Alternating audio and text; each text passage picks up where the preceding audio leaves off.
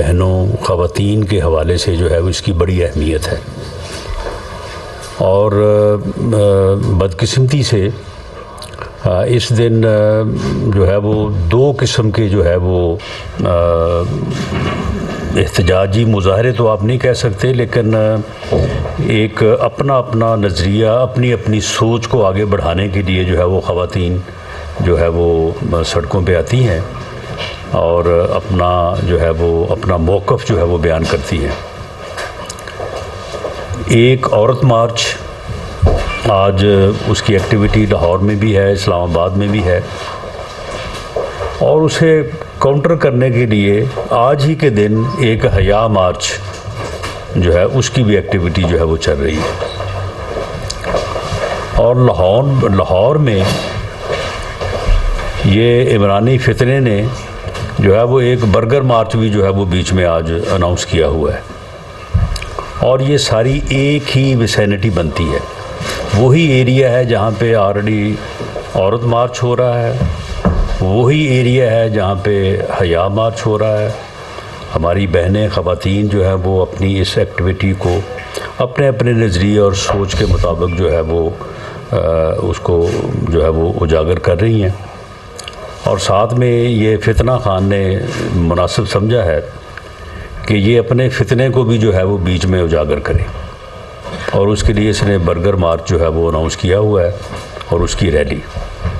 अब ये आप देखें कि ऐसी सूरत हाल में जो है वो वहाँ पे कोई भी वाक़या जो है वो हो सकता है, क्योंकि ये फितना मार्च जो होता है इसमें जो है वो इनके यानी गैदरिंग में जो है वो जिस किस्म का एलिमेंट होता है, उस एलिमेंट से बाज़ औक़ात इनके जलसों में भी बहुत ही जो है वो बुरी सूरत हाल का जो है वो सामना करना पड़ा है, जो ख़ुद इनके लिए बड़ी एम्बैरसमेंट का बायस बनती रही है। तो ऐसी सूरत हाल में जो है वो ऐसे अनासर जो हैं वो कोई भी ऐसा कदम या इवेंट जो है वो उसका सबब बन सकते हैं कि जिसके लिए जो है वो परेशानी हो सकती है। तो ये एजेंसीज़ की जो है वो रिपोर्ट्स थी, जिसके ऊपर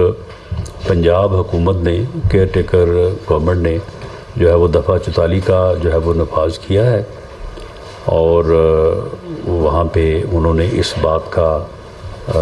जो है वो बंदोबस्त किया है। जो मेरी इन्फॉर्मेशन है, इन्हें ये कहा गया था कि ये अपना रूट जो है वो शेयर करें और अपने आप को उन लिमिट्स में महदूद रखने की यकीन दहानी करवाएं,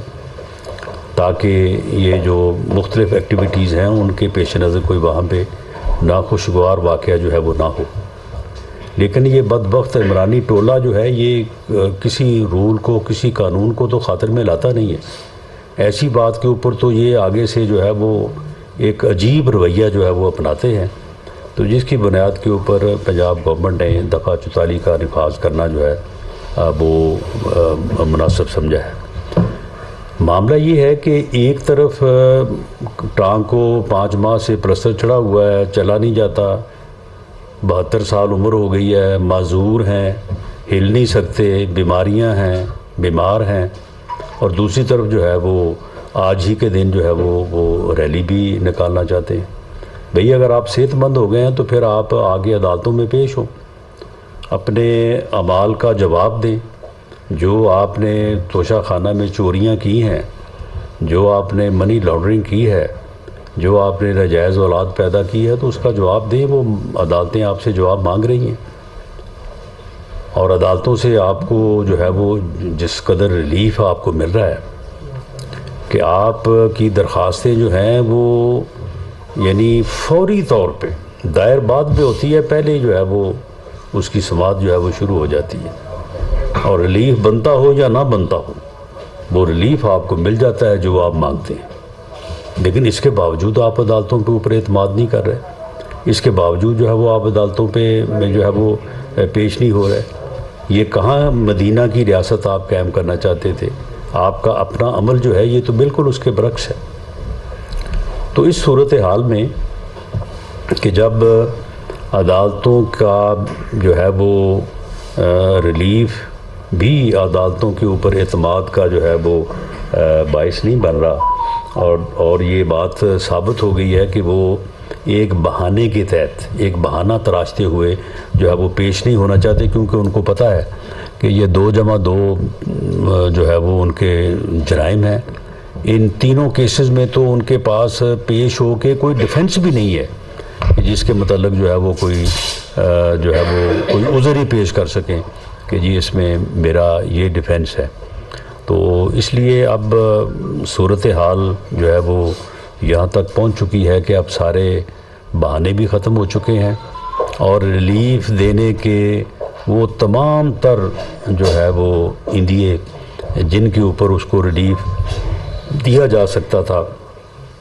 वो भी अब ख़त्म हो चुके हैं।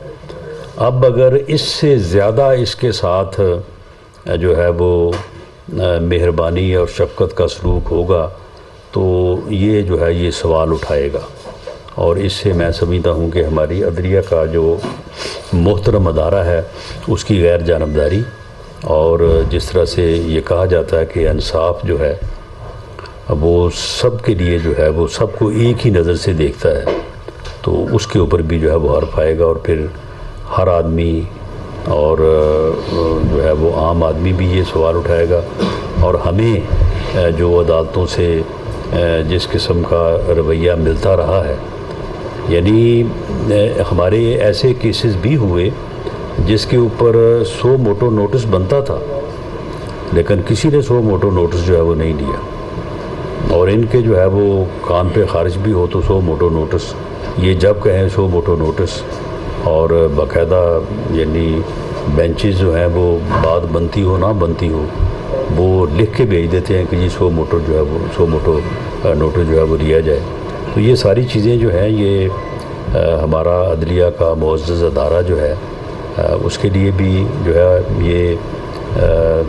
मुश्किल का बायस बन रही हैं, और ये आदमी जो है ये किसी कीमत पे अपनी फितना गरी से जो है वो पीछे हटने को तैयार नहीं है। अब इसका जो इसकी जो लिमिट्स हैं वो आहिस्ता आहिस्ता जो है वो क्लोज़ हो रही हैं, और अब ये 13 तारीख को अगर ये पेश नहीं होता फ़र्द जुर्म लगवाने के लिए तो फिर उसके बाद हमें उम्मीद है, और कानून आइन और रूल्स का तकाजा भी ये है कि इसको फर्दर जो है वो रिलीफ ना दिया जाए और इसे फिर इंसाफ के कटहरे में जो इसका जुर्म बनता है उसके मुताबिक जो है वो उसको जो है वो सज़ा दी जाए। क्वेश्चन है तो जी सर, अब आज कोई है गिरफ्तार करने का खान साहब को या उनके कोई पॉलिटिकल लीडर्स को कोई इत्तलात आ रही है कि शायद उनको 144 के तहत या किसी और जो घटना है उसमें गिरफ्तार कर लिया? देखिए ये तो खान साहब के बाहर आने पे मुनसर है। अगर वो अंदर ही बेड के नीचे छुपा रहे तो फिर उसे कहाँ से जाके हम गिरफ़्तार करेंगे।